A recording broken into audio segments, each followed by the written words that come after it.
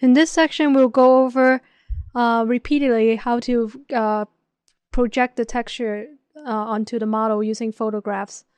So you can see I select the photo from 3dsk.com photography and put it back in the viewport and use the lasso tool and then paste it onto the model.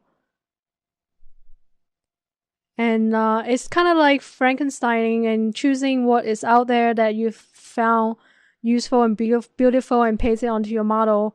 It's like a collage of texture for your model. So just get as much reference as you can, or maybe take pictures of your friends and hire a model or use 3DSK, and they have tons of photographs online that you can use.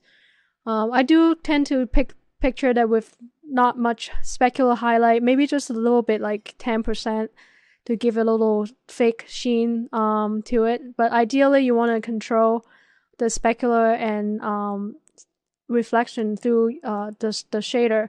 But it doesn't hurt to get a little bit in there because your skin tends to get a little bit of variation in tone. Otherwise, you look kind of pasty. So I just choose a photograph from various angle and press down the projection mode right here. Make sure you have it on when you paste it. And then once it's done, you let go of that and then you go into erase mode. And here I have it down and then I have it up for erasing. So, and each time you make a new layer for a different view, because you probably want to adjust that. And sometimes I have to use texture from different model and the tones and variations are different. So I think that having different layer, you can just adjust the tone and value in Photoshop. But here I'm using the same model, so you save a lot of work for the photo adjustment on different layers. So here, as you can see, the ear is a little bit tough because it's in the way. I would recommend, if you have time, that to kind of model the ears down and fold it, just like the lips and the eyes, so you can easily have the texture on top of your ears without going around it. But here we're going around it.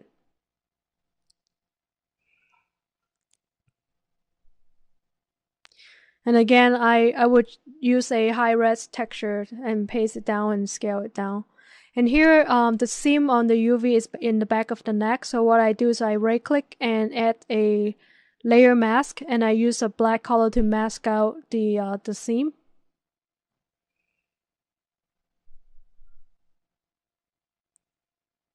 And also here I'm pasting a small texture and then masking area out. So right click and add the mask and then use a black to paint over it.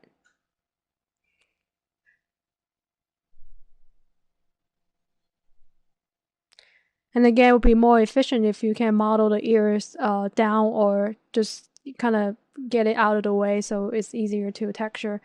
Because at the end, no matter what model you imported here, it doesn't matter because the map will get exported out and your model is the model in your 3D program, not the model in body paint. So I use a lot of OBJs and like the lips and the eyes closed, but at the end it doesn't have to be precise because you can just get rid of the model in body paint and just get the texture. And see here I got all kinds of different layers, and the forehead has the dark spot, and I use a skin tone kind of brush and use a curve adjustment on top. And if you hold down Alt and above the layer and click, and you will just affect the layer below it. So I use curve a lot to adjust that, and I would never use level because level kind of distort the information on your maps and get it all cramped and crunchy looking, so you don't want that. And here I got several set up for each layer. Again, from the beginning I used a screen grab from max to here, so you just have to match the tone kind of approximately, and each layer should be additive.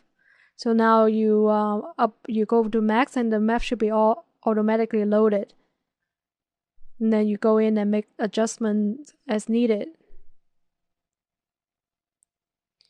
The specular, the eyebrow is dark usually, but in a specular map it's usually a little bit lighter, so give you a little sheen. Once you add the normal map and scope information from ZBrush and the displacement from ZBrush, which we won't have time to do this time, but this is just a demo on having texture maps onto your skin and give it like extra realistic look.